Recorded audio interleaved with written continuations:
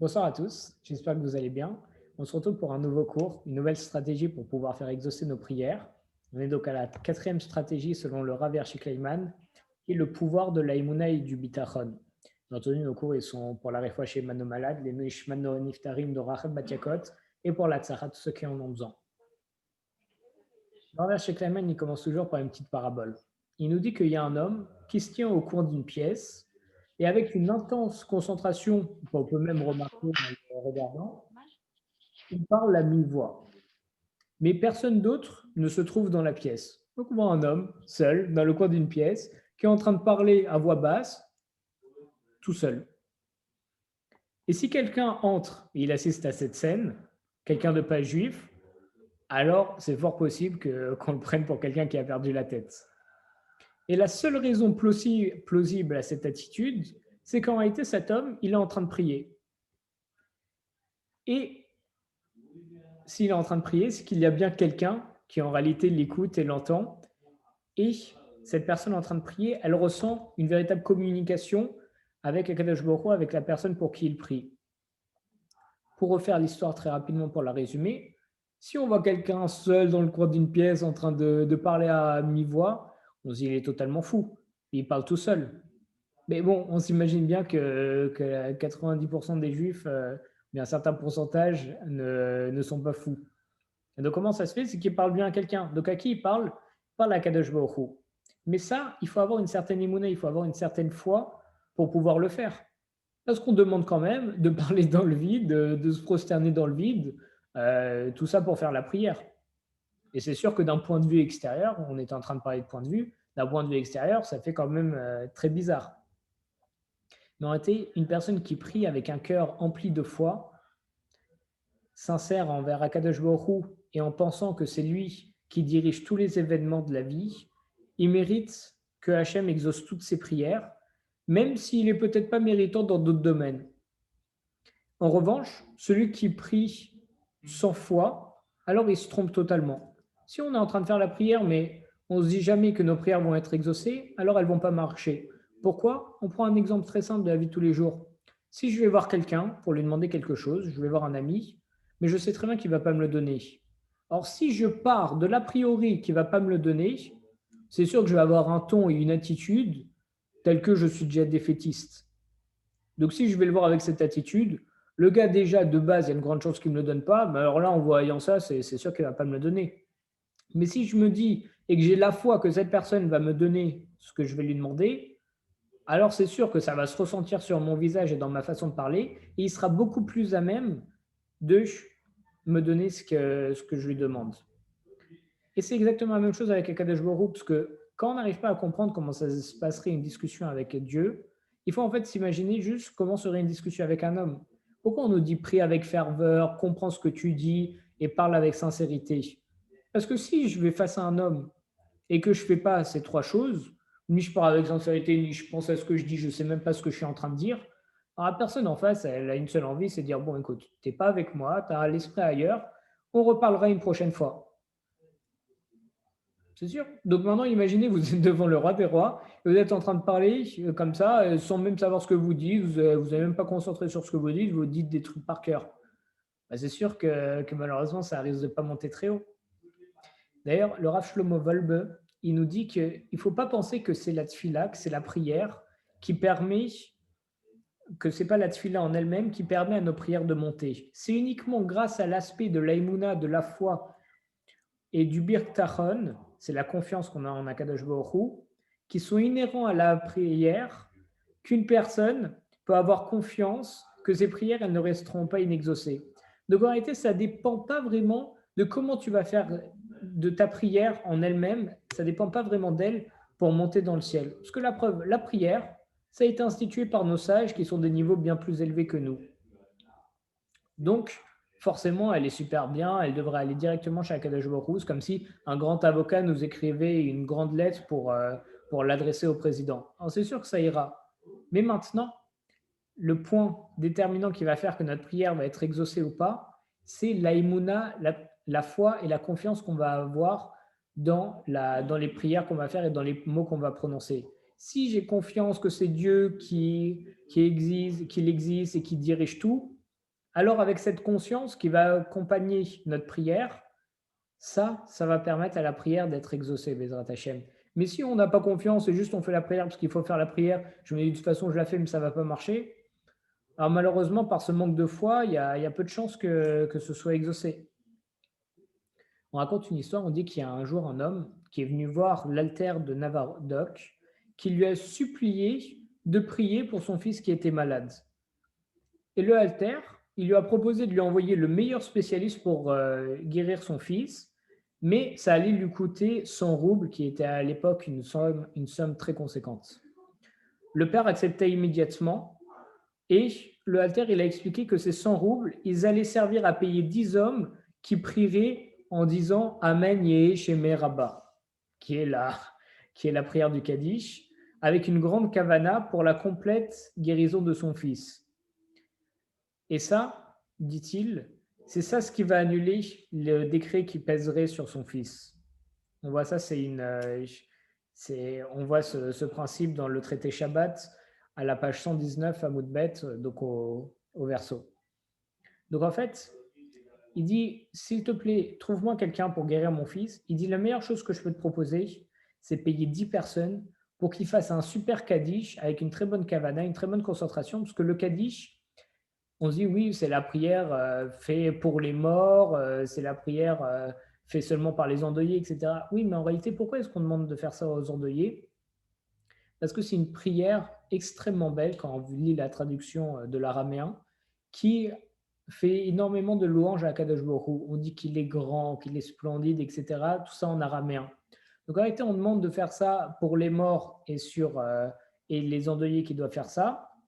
Comme ça, les personnes qui normalement ont ressenti, on sait que Chazé Shalom, par exemple, après la Shoah, en ayant perdu des proches, nombreuses sont les personnes qui se sont éloignées de Dieu à cause de cette idée de mort. Donc c'est pour ça qu'on leur demande de faire ça. Comme ça, les personnes qui risqueraient de s'éloigner de Dieu, ils commencent à dire une très belle prière de louange et exalter à Kadosh Baruch Hu. Donc il dit, la meilleure chose qui peut faire guérir ton fils, c'est de payer 10 personnes pour qu'ils disent un très beau Kaddish et pour renforcer et pour donc implorer à Kadosh Baruch Hu. Donc la meilleure chose, c'est pas de trouver un spécialiste ni quoi que ce soit. Non, c'est juste de prier et de croire que c'est Dieu qui peut tout faire.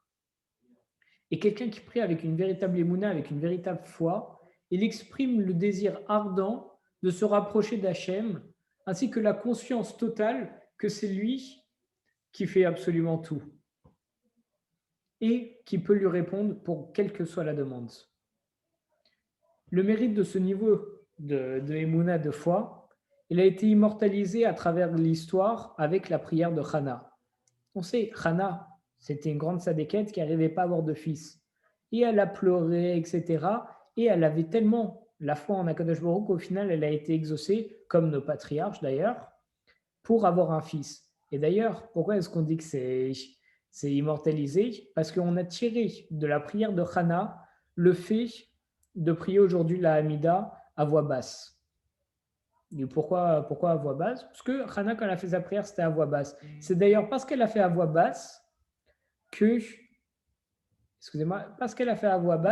que le prophète Shmuel ou Eli, excusez-moi, j'ai un petit, il y en a un des deux que c'est son fils, qui a cru qu'elle était ivre, et en se rendant compte, parce qu'elle pleurait et elle parlait à voix basse, et donc au final, elle a été exaucée en ayant la bénédiction du prophète. Et on tire de là que lorsqu'on fait la Hamida, c'est une prière qui monte très très haut lorsqu'on fait à voix basse, donc c'est pour ça qu'on fait de la sorte comme Hana. Le Midrash, il nous relate le désespoir de Hana, justement, après 19 ans de stérilité, qui était une période durant laquelle elle a prié avec ferveur pour pouvoir avoir des enfants. Lorsque son mari, qui est Elkana, il lui a dit « Pourquoi est-ce que tu sanglotes, Hana? Ne suis-je pas mieux à tes yeux que 10 fils ?» Elle réalisa qu'en voulant la renforcer, il avait en réalité dévoilé son intime conviction de ne pas vouloir d'enfants. Parce qu'en lui disant « Est-ce que je ne vaux pas 10 fils ?» ça, en réalité, Hana, elle a compris que lorsqu'il lui a dit ça, ça voulait dire qu'il savait qu'ils n'allaient jamais avoir d'enfants. Donc à ce moment-là, elle s'est retrouvée sans personne sur qui compter. Et donc, elle a épanché son cœur devant Dieu et elle a imploré de faire un miracle.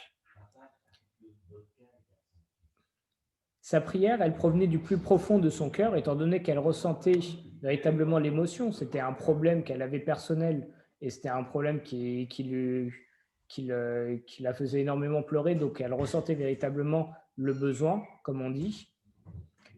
Et donc, en priant avec l'intime conviction que Dieu pouvait l'exaucer et avec une véritable volonté d'être exaucée, pas juste des paroles en l'air, alors elle fut exaucée, elle a donné naissance à un garçon qui devient l'un des plus grands dirigeants du peuple juif, qui est donc Shmuel Hanavi. Donc Shmuel, c'était bien son fils. Le Malbim, il explique que tant que Hannah, elle comptait sur son vertueux mari pour intercéder en sa faveur, alors elle allait rester stérile. Et Elkana, il avait manifesté tout espoir de pouvoir avoir un fils. Et donc Hannah, elle a réalisé que seul Akadosh Baruch Hu pouvait lui venir en aide. Et c'est de cette prise de conscience que s'éleva la prière la plus puissante qui lui a mérité d'avoir un fils. Donc en réalité, de là, on apprend deux choses. Déjà, quand on a besoin de prier Dieu, il ne faut pas s'en remettre juste aux autres pour qu'ils prient pour nous. Certes, on a l'habitude de demander des bénédictions aux tzadikim parce qu'ils sont proches de Dieu, donc ils peuvent influer en pour nous, en notre faveur. Mais il ne faut pas se dire, c'est pas grave, moi, je n'ai pas besoin de prier, quelqu'un prie pour moi. Non. Si tu pries, en fait, Dieu, il va t'envoyer des petites épreuves pour que tu pries, pour que tu te retournes vers lui. Parce que justement, ce qu'il veut, c'est que tu crées une relation avec Akadosh Baruch Hu. Et la base de toute relation, c'est la communication. En réalité, si tu ne fais pas la prière, tu ne communiques pas avec lui, donc tu ne te rapproches pas avec lui. Donc, malheureusement, il n'y a pas forcément de relation. C'est pour ça que parfois, on dit, comme nous disait le Rav Shkeman, il nous envoie des petites pichenettes, jusqu'à malheureusement devoir nous envoyer des trucs Ras Shalom un petit peu plus gros, pour qu'on se retourne vers lui en se rendant compte qu'il n'y a que lui qui puisse nous exaucer. Comme ça, on est obligé de parler avec lui, avec la prière, et on pourra se rapprocher de lui. C'est comme l'histoire du roi qui donnait de l'argent tous les mois à son fils pour qu'il puisse vivre. Mais il voyait que son fils, le prince, il faisait que venir, prendre l'argent et repartir, et il parlait jamais avec lui. Donc le roi, il a été forcé un jour de ne pas lui donner l'argent, juste pour que le fils se tienne devant lui, et échange avec lui en lui disant « Papa, pourquoi j'ai pas reçu l'argent ?» Et rien que pour ces quelques mots, ça lui a suffi. Après, il lui a donné l'argent, mais il lui a retiré l'argent juste pour pouvoir parler un petit peu, essayer de se rapprocher un petit peu de son fils. C'est exactement pareil. Akadosh Baruch Hu, il nous retire parfois des choses comme, encore une fois, la santé ou des choses comme ça, juste pour qu'on se dise qu'il n'y a que lui qui puisse nous sauver, donc on est obligé de se tourner vers lui et de le prier. Donc là, c'est la même chose. Il a fallu qu'en réalité, Elkana, qui était un homme très vertueux, dise à Hannah qu'il avait perdu tout espoir d'avoir un fils, pour que Hannah ne compte plus sur son mari. Elle se dit, je peux compter plus que sur Hachem. Et c'est en prenant conscience qu'elle ne peut en réalité compter que sur Dieu qu'elle va pouvoir faire une prière tellement puissante qu'elle est restée encore aujourd'hui et on copie encore la façon dont elle priait. De là, on voit qu'une émouna, une foi forte, dynamique, elle élève nos cœurs et imprègne nos prières d'une sincérité profonde. Elle nous motive également à prier, car on ressent que nous faisons ce qui nous incombe pour pouvoir subvenir à nos besoins. On raconte encore une histoire, on dit qu'il y a un homme dont le fils s'était éloigné malheureusement du chemin de la Torah, et il a appris qu'un grand sadique, qu'un grand sage y venait en ville, et il était en mesure de bénir tous ceux qui viendraient le solliciter. Donc le jour de la venue du tzaddik, l'homme, il attendait impatiemment, et finalement, se dit-il, le ciel exaucera peut-être mon vœu et il pourra aider mon fils. Et il savait que quelle que soit la difficulté qu'il allait se présenter, il allait la surmonter pour pouvoir rencontrer le Rav et recevoir sa bénédiction. Rien ne pouvait faire obstacle pour lui à cette opportunité. Donc pour une personne qui a la émouna, qui a la foi, qui a une véritable foi en Dieu, chaque opportunité de prier, c'est comparable à un rendez-vous avec ce tzaddik. Parce qu'on se rend compte que chaque fois où on prie, c'est en réalité même pas un rendez-vous avec un tzaddik, c'est un rendez-vous avec le roi des rois qui est capable de tout nous donner. Donc chaque rendez-vous, en fait, il est plus qu'important.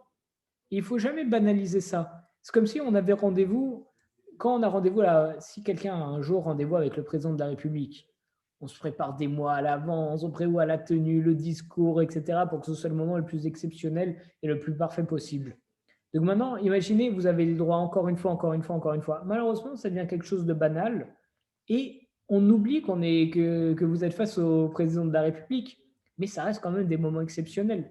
Il ne faut pas que ça devienne banal. C'est pour ça qu'il faut essayer de toujours renouveler. Et donc maintenant, imaginez, ce n'est pas le président de la République, c'est le roi des rois, c'est Akadosh Baruch Hu devant qui vous vous tenez, et pas une fois dans votre vie, mais 3 fois par jour. C'est magnifique. Malheureusement, on tombe très très vite dans la banalité, dans le fait que ce soit normal et une habitude, mais il ne faut surtout pas. Il faut toujours renouveler la flamme, toujours se dire c'est extraordinaire, je peux absolument tout lui demander, il est illimité, c'est le roi des rois. C'est pas juste un ami, c'est pas juste un directeur, c'est pas un ministre, c'est pas un président, non, c'est pas un roi, c'est le roi des rois et il est illimité. Et donc justement, on est tellement convaincu de pouvoir attirer la miséricorde d'Hachem et pressé de le faire que rien ne peut nous retenir, tout comme rien ne pouvait retenir l'homme pour rencontrer le tzaddik. Donc l'adresse du destinataire, elle est clairement indiquée sur ces prières. Elles arrivent aussi à destination en toute sécurité. Lorsqu'on prie avec une véritable foi, on est sûr que les lettres, les tfilotes qu'on envoie à Kadosh Baruch Hu, elles seront Bezrat Hashem, toutes exaucées. Chazak Obaor tout le monde.